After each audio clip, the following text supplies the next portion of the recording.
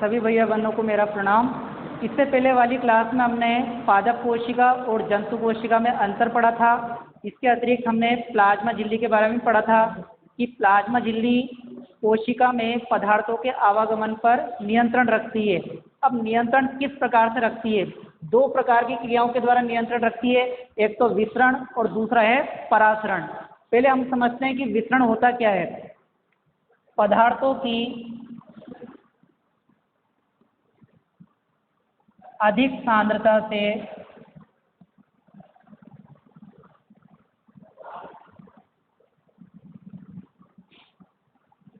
कम सांद्रता की ओर जाना।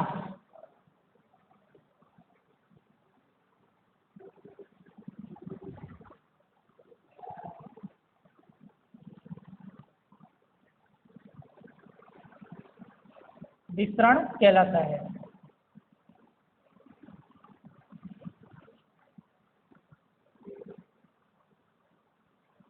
विसरण किसे कहेंगे? पदार्थों की अधिक सांद्रता से कम सांद्रता की ओर जाना ही विसरण कहलाता है। अर्थात जब कोशिका में, मान लिया कोशिका है, जब कोशिका में कार्बन डाइऑक्साइड की मात्रा बढ़ जाती है तो कार्बन डाइऑक्साइड का एक अपशिष्ट पदार्थ है और इसका कोशिका से निष्कासन आवश्यक है। इसलिए CO2 की मात्रा जैसे ही कोशिका के अंदर बढ़ेगी तो वो अधिक से कम की ओर चली जाएगी। तो ये क्रिया क्या कहला रही है? विसरण। इसी प्रकार से जब वायुमंडल में ऑक्सीजन की मात्रा ज़्यादा हो और कोशिका में ऑक्सीजन की मात्रा कम हो तो यहाँ पर भी ऑक्सीजन अधिक से कम की ओर चली जाती है। इस प्रकार से कोशिका में जो प्लाज्मा झिल्ली होती है वह पदार्थों के आवागमन पर नियंत्रण रखती है, जिसमें विसरण एक महत्वपूर्ण भूमिका निभाती है। इसी तरह से परासरण की क्रिया, परासरण किसे कहते हैं? परासरण जल की अधिक सांद्रता से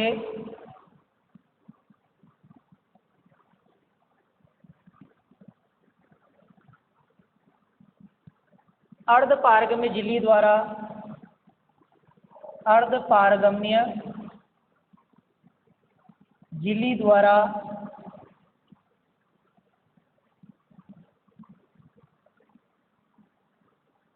कम सांद्रता की ओर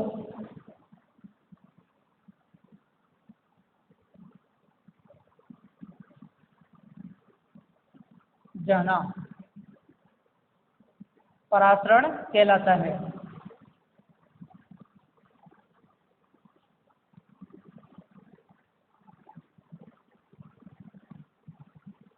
परासरण किसे कहेंगे? जल की अधिक सांद्रता से अर्धपारगम्य, अर्धपारगम्य कह सकते हैं या वर्णनात्मक पारगम्य झिल्ली के द्वारा कम सांद्रता की ओर जाना परासरण कहलाता है। देखिए विसरण और परासरण में अंतर क्या है।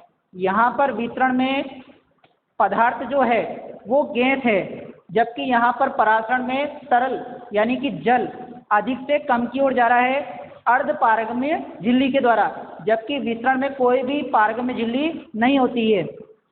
जैसे कोई कोशिका है, ठीक है, कोशिका में मान लिया जाए जल की सांद्रता कम है, जल की मात्रा क्या है? कम। तो जल अधिक से कम की ओर जाएगा, यानी बाहर की ओर जल की मात्रा क्या हो? ज़्यादा हो। बाहर जल क्या हो? अधिक हो। तो वो अधिक से कम की ओर चले जाएगा। किसके द्वारा? अर्धपारगम्य झिल्ली के द्वारा, जबकि विसरण में अर्धपारगम्य झिल्ली नहीं होती है। परासरण के आधार पर 3 प्रकार के विलयन होते हैं। अब हम विलयन के प्रकार पढ़ेंगे। परासरण के आधार पर विलयन के प्रकार। पहला विलयन है अल्प परासरी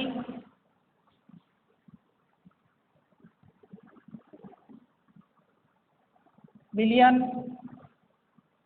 दूसरा होता है समपरासरी, समपरासरी। तीसरा होता है अतिपरासरी, अतिपरासरी विलयन। पहले विलयन में बात करते हैं हम अल्प पराशरी। इसमें क्या होगा, मान लिया ये कोई पात्र है, पात्र में जल भरा हुआ है और इसके अंदर मान लिया कोई कोशिका है। तो कोशिका में जल की जो मात्रा है वो तो क्या है, कम, जबकि बाहर जल की मात्रा क्या है, ज़्यादा। तो परिभाषा में हमने पढ़ा था कि जल जो है अधिक से कम की ओर जाएगा अर्धपारगम्य झिल्ली द्वारा। तो जल इसके अंदर क्या हो जाएगा, प्रवेश कर जाएगा, जिससे कोशिका क्या हो जाएगी, फूल जाएगी। कोशिका क्या हो जाएगी, फूल जाएगी। इसको हम एक उदाहरण समझ सकते हैं। मान लिया आपने कोई बर्तन में आपने पानी ले लिया, अब इसके अंदर आपने जो किशमिश होती है, किशमिश को आपको इसमें डाल देना है। कुछ समय बाद आप क्या देखोगे, किशमिश जो है वो क्या हो जाएगी, फूल जाएगी। फूलने का कारण क्या है, क्योंकि किशमिश के अंदर जल की मात्रा कम है, क्योंकि उसके अंदर गाढ़ा घोल होता है, जबकि बाहर जो है, बाहर जल की मात्रा ज़्यादा है, तो वो अधिक से कम की ओर इसमें प्रवेश करेगा, जिससे किशमिश क्या हो गई, फूल गई। ये तो पहला विलयन था अल्प पराशरी। दूसरा विलयन होता है समपराशरी।